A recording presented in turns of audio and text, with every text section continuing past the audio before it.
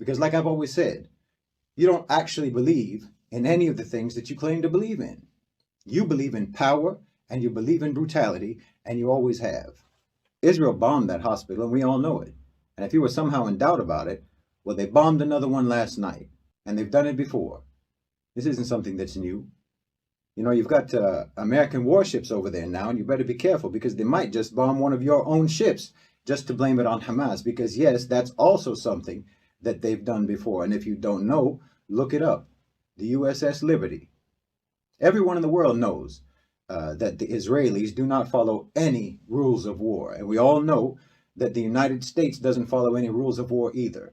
Well, I don't think there's a torturer in the world who didn't learn it from you, who didn't learn it from the appropriately named School of the Americas. Look that up too if you don't know. America and its allies have a long and blood-soaked history. The United States and Europe have been like ships sailing on a sea of blood, the blood of Africa, the blood of Latin America, the blood of the Middle East, and the blood of Asia. And you even had us in the bottom of that ship rowing like galley slaves. Oh, you're nothing but pirates. Like I've said, nothing makes that clearer today than your behavior towards Gaza, your stance on Palestine. Well, I don't think that there's been a genocide that you didn't support, from Congo to California, from the Philippines to Palestine. You know, you didn't even fight the Nazis to stop the Holocaust. That was just your retroactive rationale. It wasn't the millions of Jews. It was 2,000 Marines at Pearl Harbor that got you into the war. At Pearl Harbor, a military base on yet another territory colonized by the United States. And in response to that, you carpet bombed civilians in Germany. You murdered 80,000 innocent people in an instant in Hiroshima, and another 40,000 at Nagasaki in an instant, all in so-called self-defense. Or you make up the rules as you go. You always have. And then even then, the rules that you make up on the fly, you still don't even follow those. That's because you are violent. You are violent and you believe in violence. What was that Netanyahu said? We're the people of the light, bombing women and babies, hospitals, churches, dropping white phosphorus on people to burn their skin off, blowing up entire city blocks of innocent civilians. That's the people of the light. You think that your violence is sacred.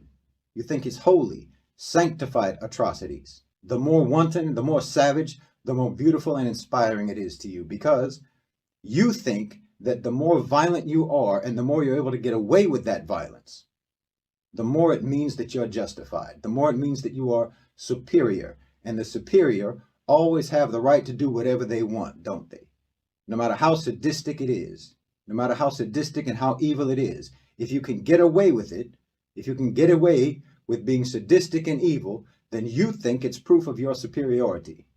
And anyone who opposes you or expects you to follow any kind of rules is committing the ultimate crime of questioning your superiority. You're the people of the light, after all. And anyone who expects you to act like a normal, decent, law-abiding human being, they must be people of the darkness. And when you say Israel has the right to defend itself, what you're really saying is they have the right to defend their supremacy, and no one has the right to challenge it. That's what you're really saying. That's what you really mean. If you wonder why Hamas did what they did, why everything that happened since October 7th should tell you why.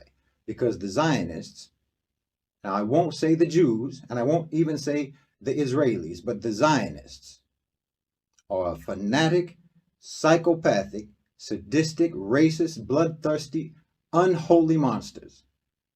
And the Armageddon cult of the right-wing Christian Zionists are just the same.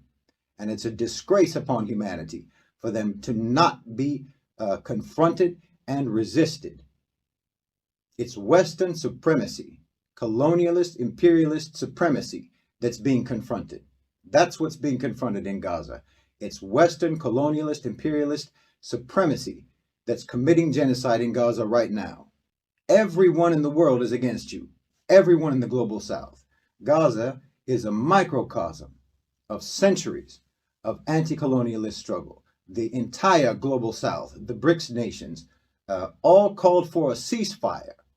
The whole global south is undertaking frantic diplomacy, trying to bring peace and an end to the carnage in Gaza. And who's against that? The West, as always. America tells everyone, don't escalate. Meanwhile, they're sending warships and they're sending special forces to Israel. They say, don't escalate, while they are escalating. I'm telling you, this is a showdown now. It's a showdown. Not between Hamas and the Israelis, not between Palestine and Israel, not between the Arabs and the Jews or the Muslims and the Jews. It's a showdown between savage Western supremacy and the civilized world, because you wanted to pivot to the global South. You wanted to transition the global economy, but you're sick. You're power mad. You can't stand for anyone to be genuinely free from your control. Just like, you so-called abolished slavery in America, but you still wanted to be able to put black toddlers on leashes and send them into swamps to attract alligators for you to hunt. Never mind if those babies got devoured in the process. Yes, you did that. And you're exactly the same right now today. Anyone's freedom anywhere is a threat to your supremacy everywhere. You reserve the right to be brutal and vicious as a God-given entitlement. It's a truth that you hold to be self-evident. Every generation in the West always says that they're different. They always say that they've changed, that they're not like their forefathers. But they do all the same things all over again every time. There's no change. They've never changed.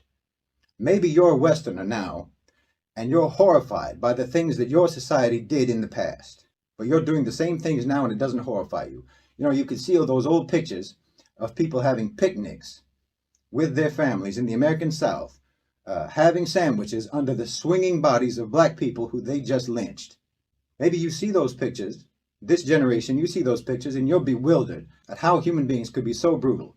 But right now, tonight, you're sitting in front of the television watching CNN and eating pizza, watching a genocide take place in Gaza. Well, you're no better than the generations before you. You're just the same. And your great-grandchildren are going to look back on your support for Israel just the same way that you look back on pictures of lynchings and those postcards of black babies being eaten by alligators in front of tourists. And they'll disavow you and your whole generation as evil and inhuman, just like you disavow those evil and inhuman generations before you. But just like you, they will only be disavowing the previous evil to obscure the evil that they will be doing in their generation, because you never change. But by that time, inshallah, bi'idhnillah, your great-grandchildren's generation won't have any power.